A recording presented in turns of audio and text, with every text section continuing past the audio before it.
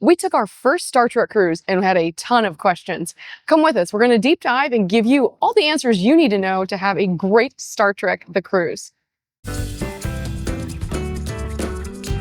Ooh, you guys did not come to play. Our deep dive into the 2026 Star Trek cruise absolutely blew up.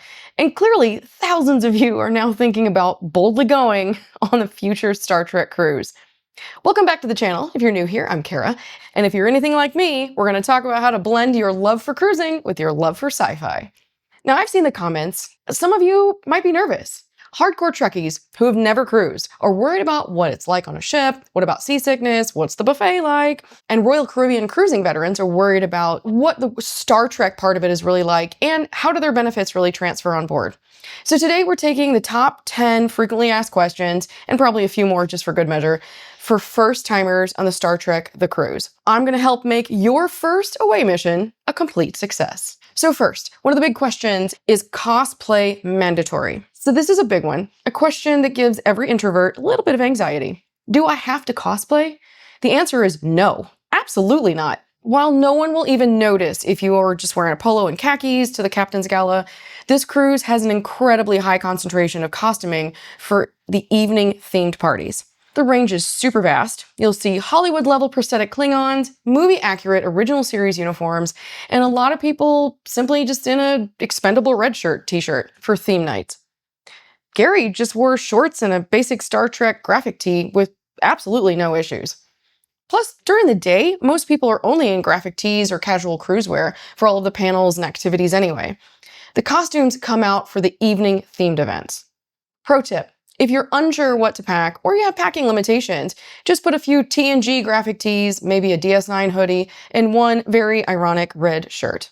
You'll fit in perfectly and you will be completely comfortable. Don't let cosplay keep you off the fun of this ship. So number two, one of the really big questions is the cost. What does it actually cost? We need to talk about this latinum. So in my last video, I showed an example that was based on the cabins that are actually left. This was after about 90% of the ship was sold out. So this was what was left, which tend to be the more expensive ones. Yes, this cruise is more expensive to start with because full charters are significantly higher than the standard rate of a Royal Caribbean basic vacation. This is because your fare is covering not only renting the ship, but all of the con content, the celebrities, the production shows, the custom decor, production staff, merch giveaways every night, you name it. When you do the math, the value proposition gets way more favorable though. In our previous video, again, we showed this example of booking a room that was one of the ones that were remaining, which were very expensive. But for us, specifically our experience for the 2026 cruise, we joined the pre-sale wait list, got in on the cheapest category for rooms, got the pay in full discount, and our total for two people for all of the Star Trek fun for a week-long cruise was $5,500 US. It is definitely still not cheap, but way less than the example that was in our last video because it was the only ones that were left. So in comparison, a non-themed 7-night on Mariner of the Seas, which is going to be the 2027 cruise, for two people, ranges anywhere from $1,500 to $3,000. But let's be honest, there's none of the Trek fun. Depending on what category of room you get, you can get a much better deal. And again, there are several discounts for pay in full, military, and veterans, and anything you can call ECP and ask them about it. Number three, meeting your heroes. Can I just talk to them? And how interactive are they? So this isn't a convention where the celebrities just appear on stage and then disappear to some mysterious green room. These actors are on the cruise with you. They're eating in the main dining room. They're playing slots next to you in the casino. I mean, is there total accessibility? No. Please do not harass them while they're trying to have a nice private dinner. But at the events that are designed for interaction, you can have a lot of fun. On our cruise, we had the chance to do karaoke with the NX-01 crew. There were game shows where you could volunteer to participate. Marina Sirtis led a blackjack event. There's all kinds of things you can do. I mean, obviously, if you're a polite human being and you spot someone that you admire sitting in a relaxed setting, just a quick hello and a polite thank you is almost always welcome. It's a very natural way to meet a Trek legend. For example, like on our cruise, we had a really nice chat with Rod Roddenberry about his fantastic hair. We sat in a theater and chatted with Robert Picardo, and we were lucky enough to receive one of the famous Doug hugs from Doug Jones at the midnight buffet. Seriously. These were very normal interactions, just like with all of the other amazing, fun, and nice people we met during the cruise week. And on YouTube, Trek Culture's Sean Ferrick, a big influencer in the Trek fandom, hosted a panel, a chat, and a discussion. We got to say hello. And honestly, for me personally, it was kind of on par with meeting some of the actual Trek celebrities. Number 4, one of the other big questions, solo cruisers. Will it be weird? So if you're traveling alone, people are asking, is it a mistake? Actually, this is a fantastic cruise for solo travelers. The Trek community is inherently welcoming.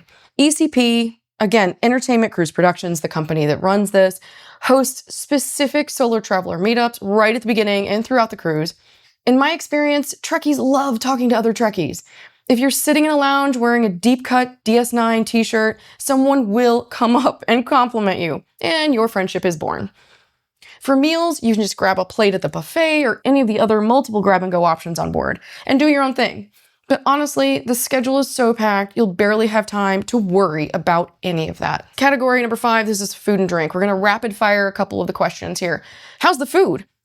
So this is a Royal Caribbean ship. It means there are great food options. There's the buffet, which is called Windjammer. There's the main dining room for your evening meal, which is a little bit more formal, but not too bad.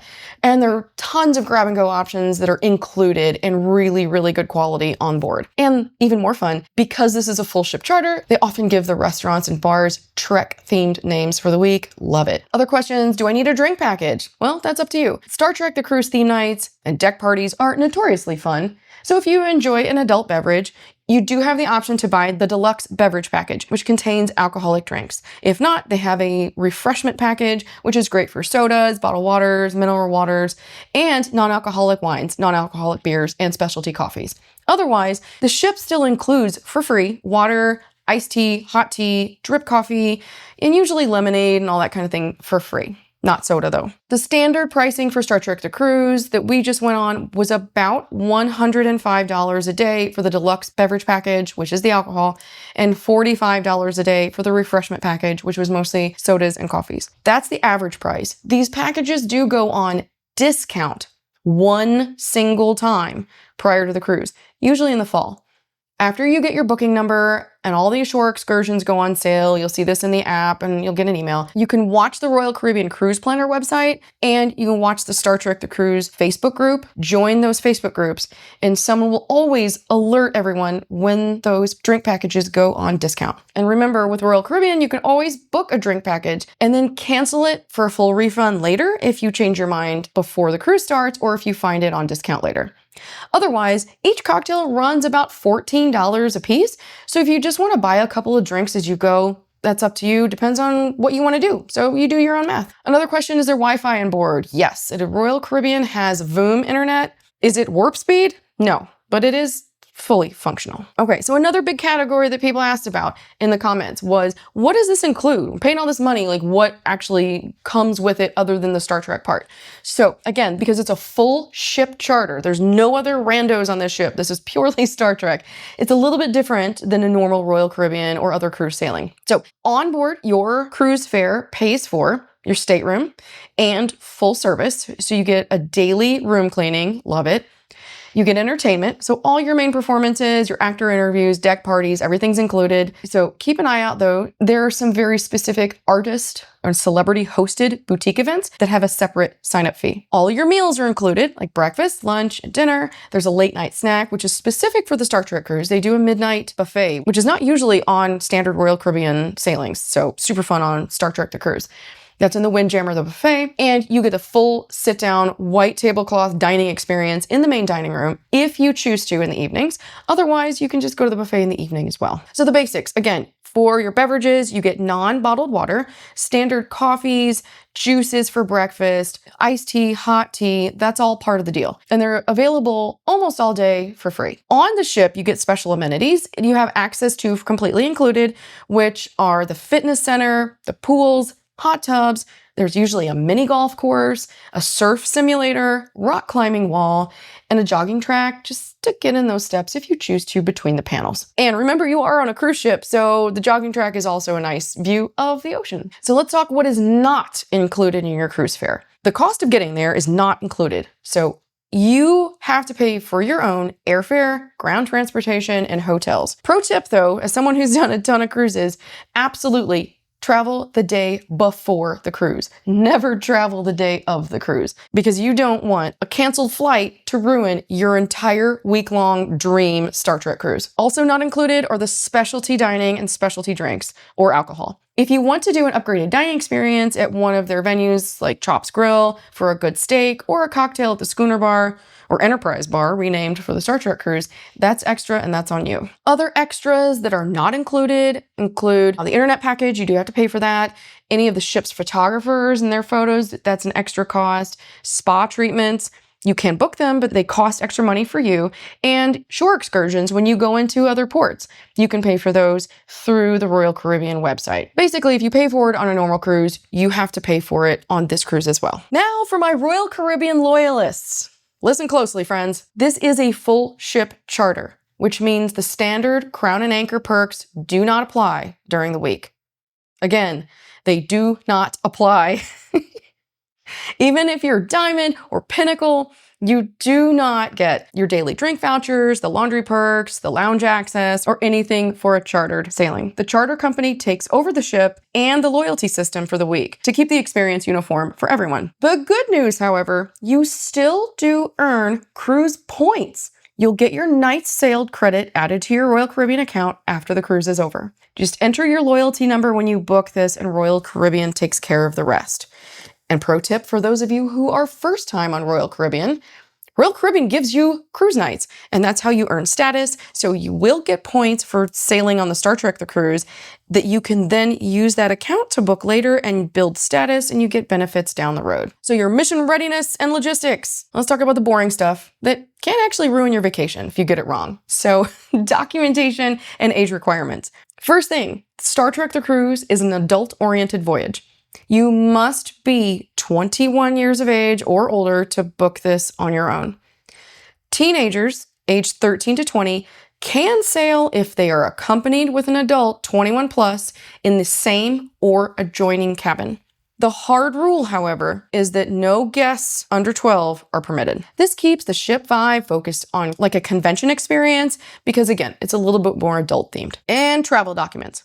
If you're a US citizen, you must have and bring a US passport, which is valid for at least 6 months after the cruise is finished, so you don't get stuck anywhere. If you don't have a passport, though, as a US citizen, you can use a valid state ID and an original birth certificate, not a copy of one, not one you printed off. It's got to have the little official seal and everything. Call Royal Caribbean if you have any questions about that. Between either the ID and birth certificate or a passport, there are 0 exceptions. You cannot cruise if you don't have one of those, because remember, you are going into international waters and into foreign ports. If you are not a US citizen, check with Royal Caribbean Corporation immediately for your specific visa requirements and travel documentation requirements. Don't get left on the pier because of a stupid paperwork problem. All right, so you've decided to make it so. Love this. Love this for you.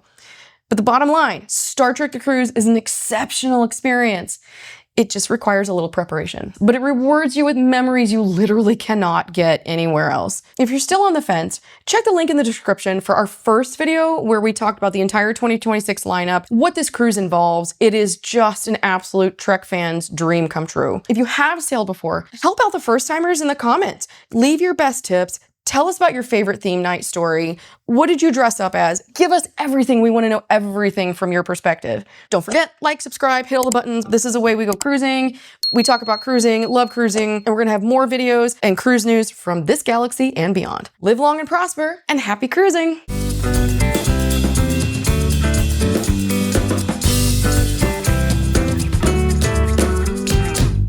Cheers, friends. Cheers! Cruise week. It's cruise week! What kind of cruise?